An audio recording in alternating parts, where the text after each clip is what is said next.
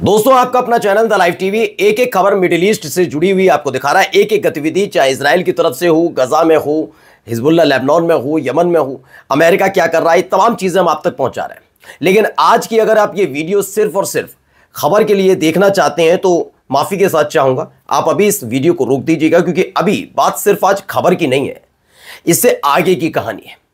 जिस भी देश में बैठकर आप मुझे देख रहे हैं, यह रिस्पॉन्सिबिलिटी आपकी भी बनेगी कि मेरी इस वीडियो को देखने के बाद इसे ज्यादा से ज्यादा साझा इसलिए कीजिए क्योंकि आज मैं आपको जो दिखाऊंगा वो सिर्फ एक खबर पर नहीं है, बल्कि इंसानियत पर वो हमला है जो पिछले 21 महीनों से किया जा रहा और उसकी अब इंतहा पार हो गई है। जी, आज मैं गजा के अंदर जो चला वो आज आपको दिखाऊंगा। बम, गोला बारूद, missile, rocket, drone, Merkava, tank, D9 bulldozer, सबका इस्तेमाल हुआ। खाने के लिए तड़पाया गया, पानी के लिए तड़पाया गया, लेकिन अब सांस लेना भारी पड़ने जा रहा है। जी हां, क्या सांस लेना भी इतना ज्यादा भारी पड़ जाएगा इस सदी में और हम सब लोग चुप बैठेंगे? अगर सिर्फ आप ये खबर, ये वीडियो मेरी सिर्फ इसलिए देख रहे हो कि आपको खबर चाहिए, तो ये सिर्फ खबर नहीं है। खबर से आगे की कहानी यह है कि क्रांति कब होगी, आंदोलन में तब्दील कब होगी। वो मुस्लिम परस्त देश जहां पर बैठकर शायद आप मुझे देख रहे हैं, उन देशों में कब जागेगी इंसानियत, कब उनका जमीर जागेगा? क्यों केवल उन्हें मुस्लिम संगठन का सर्वे सर्वा या नेतृत्वकर्ता बनना है? क्यों नहीं वो गजा में हो रहे अत्याचार पर सवाल उठाते? और आप पूछिए उनसे, क्यों आप ऐसे देश के अंदर हैं जिस देश की सरकारें सिर्फ अमेरिका परस्त हैं, इजराइल परस्त हैं, या फिर इंसानियत के खिलाफ है? क्योंकि आज की ये खबर यकीन मानकर चलिए आपकी रूह को झकझोर कर रख देगी। आपको गजा के अंदर हुई अब तक की सबसे बड़ी हैवानियत की तस्वीर दिखाने जा रहा हूं। इसी के साथ साथ ईरान से कुछ खबरें निकली हैं, वो भी देखिएगा। नमस्कार, मैं हूं प्रज्वल गौतम और आप देख रहे हैं the live TV. The live TV, सच सबसे आगे।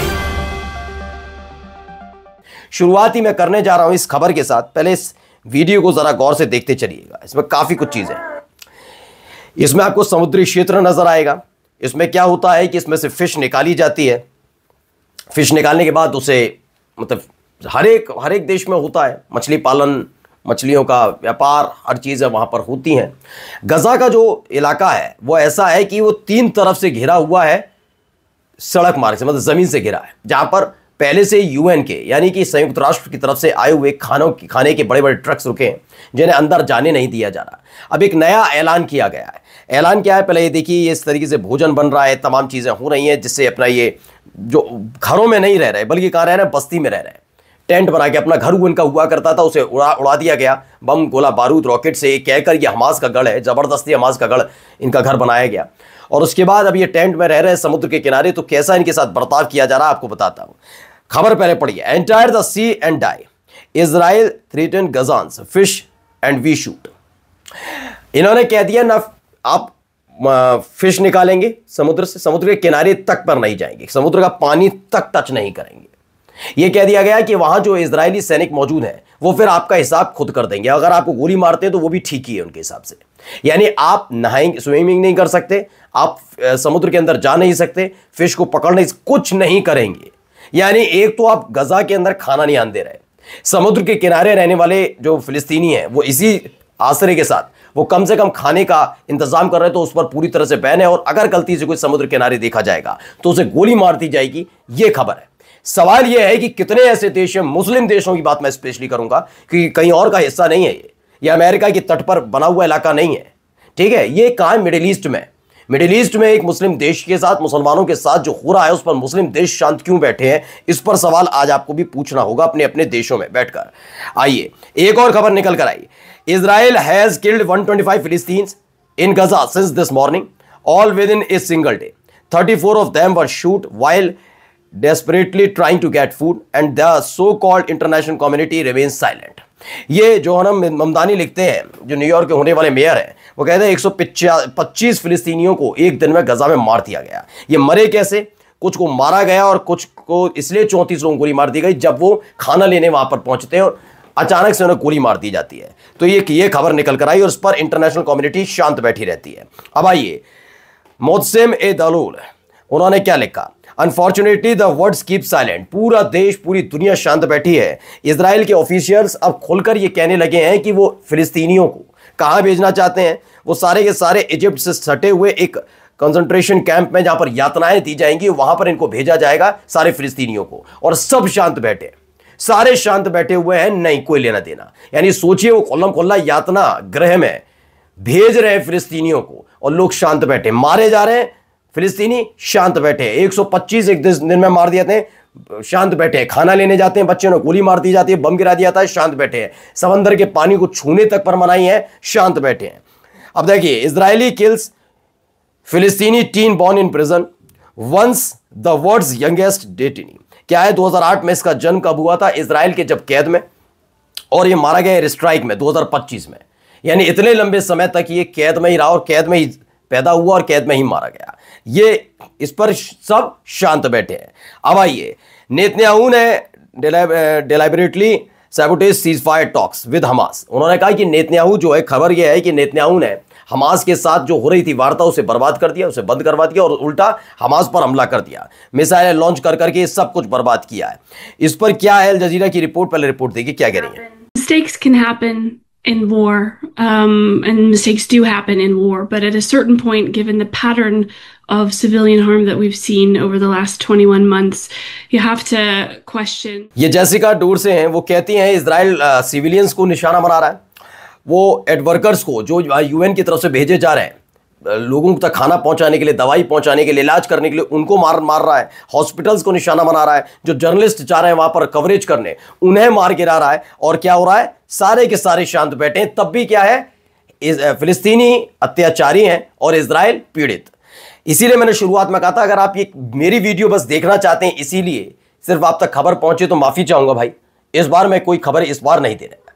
मैं बस पूछने आया हूं कि कितने देशों ने, आप जिस देश में बैठकर मुझे देख रहे हैं, उन देशों में से कितने देशों ने इस पर आवाज उठाई, वो भी तब जब आपके उन देशों को मुस्लिम देशों के गुट का सर्वे सर्वा बनना। ऐसे बनेंगे आप, मुसलमान छोड़िए, इंसानियत के साथ खड़े नहीं है, ठीक है। इजराइल के पीएम नेतन्याहू कहते हैं, हम हमास के साथ कोई भी ऐसा डिमांड नहीं मानने के लिए तैयार। I will not accept Hamas demand, Hamas की demand to withdraw from Gaza. उन्होंने कहा हम गजा से नहीं जाएंगे, जो हमास की डिमांड है। हमें मालूम है कि हमास फिर से सिर उठाएगा, फिर से अपनी ताकत को इकट्ठा करेगा और हम पर अटैक करेगा, बस इसीलिए आप वहां के लोगों को निशाना बना रहे हैं। अब आइए खबर, ईरान के पार्लियामेंट ने एक अलर्ट जारी किया है। अलर्ट क्या है, बीफ अप कर दिया, सिक्योरिटी बढ़ाई जाए, किसके लिए, और आर्म फोर्सेस कहा है कि आप तैनात रहिएगा, कभी भी बड़ा हमला हो सकता है और उसके लिए तैयार रहना होगा, ये कहा जा रहा है। अब ये उंगली पर बहुत छोटी सी आपको चिप नजर आ रही होगी, ये चिप क्या है? दरअसल ईरान की न्यूक्लियर फैसिलिटी को खाली करने का ऐलान किया गया कि ईरान ने कहा कि IAEA अपना सामान, बोरिया बिस्तरा मानते हुए यहाँ से निकल जाए। लेकिन जब वहां पर सर्च ऑपरेशन चलाया गया उसके बाद, इनके जाने के बाद, तो यहां पर एक ऐसी चिप बरामद हुई है। बताया गया कि ईरान के intelligence uncovered civilians micro chips थी वहां पर, जो छोड़कर चले गए, जिससे उन तक एक एक जानकारी पहुंचती रहे। जो इंस्पेक्टर्स थे, जो जांच करता थे, वो चले तो गए, लेकिन साथ में चिप छोड़ गए, जिससे उन तक एक एक जानकारी जाती रहे कि ईरान की न्यूक्लियर फैसिलिटी में हो क्या क्या रहा है। अब आइए एक बयान हो जरा। Norzəlizade, sakin Rustay Göytepe. Və təvəccüh beyin ki, neçə gündür ki, məntəqəmiz, İranımız dərhal cəngidir. Dünənləri doğru vəri saat 9. तो डेली ईरान मिलिट्री खबर है, इसमें बताया Iran doesn't anger easily but when it does there's no room left for apologies. इन्होंने कहा कि Iran बहुत जल्दी नाराज नहीं होता, बड़े गुस्से में नहीं आता, लेकिन जब होता है तो कोई दुनिया का कोना नहीं बचता जिससे जहां रहकर आप माफी मांगकर खुद को बचा सके। अब भाई ईरान के फॉरेन मिनिस्टर हैं अरगाची, उन्होंने कहा है नेतन्याहू का जो सपना था कि 40 साल का ईरान का जो पीसफुल न्यूक्लियर अचीवमेंट चल रहा है उसे बर्बाद कर दे, वो सपना टूटा कैसे? सपना एक लंबा सपना है, टूट गया। अब Russia is ready to hold a meeting between Putin and Zelensky only after Ukrainian surrender. The Independent newspaper ने छापा, रूस तैयार है कि पुतिन और ज़ेलेंस्की के बीच बातचीत हो, एक टेबल पर बैठे लेंगे। तभी संभव है जब यूक्रेन पूरी तरह सरेंडर कर देगा तब। वहीं इन सब के बीच एक खबर आई, नोआम चॉम्स्की हैं, उन्होंने पैम्फलेट्स से बात की है, या पैम्फलेट्स ने जो खबर बताई उनके मुताबिक अमेरिका को चीन से डर लगता है। इसलिए लगता है क्योंकि उन्हें मालूम है वो कई देशों को साध लेगा, लेकिन चीन को कंट्रोल करना अमेरिका की बस की बात नहीं है। इसलिए वो चीन को चाहता है कि हर एक एंगल से वो दूर रहे अमेरिका से। अमेरिका जिस विवाद में फंसा हुआ है किसी भी देश के साथ, वहां चीन की एंट्री ना हो। इसलिए जहां जैसी चीन की एंट्री होने लगती है वो अपने आप को विवाद से अलग कर लेता अमेरिका। अब मिडिल ईस्ट अफेयर की खबर है, primary report on settler location, Israel is preparing for an imminent Iranian response, यानी ईरान पर हमला करने का विचार कर रहा है। इसीलिए जो ईरान की जो पार्लियामेंट्री है पार्लियामेंट है, संसद है, उसने ऐलान किया अपने सिक्योरिटी फोर्सेस से वो तैयार रहे। अब जाते थे एक वीडियो पहले आपको दिखा रहा हूँ, ये वीडियो देखिए।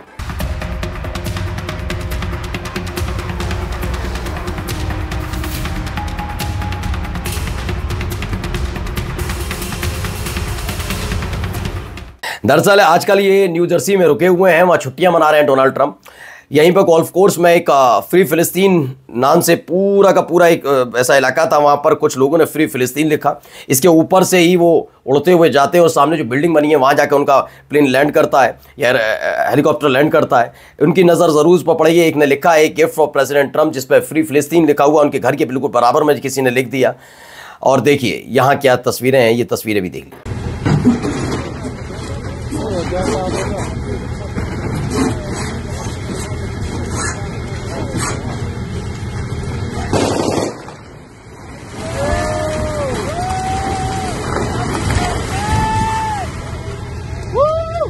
अब आप खुद देखिए, नॉर्थ गजा यानी उत्तरी गजा में बेटनन में जब एक घर को गिरा दिया जाता है तो कैसे इजरायली जश्न मनाते हैं, खुशी मनाते हैं। ऐसा ही खुशी, ऐसी ही तस्वीरें क्या तब नजर आई थी जब ईरान ने इजराइल का नक्शा बदल दिया था। नमस्कार।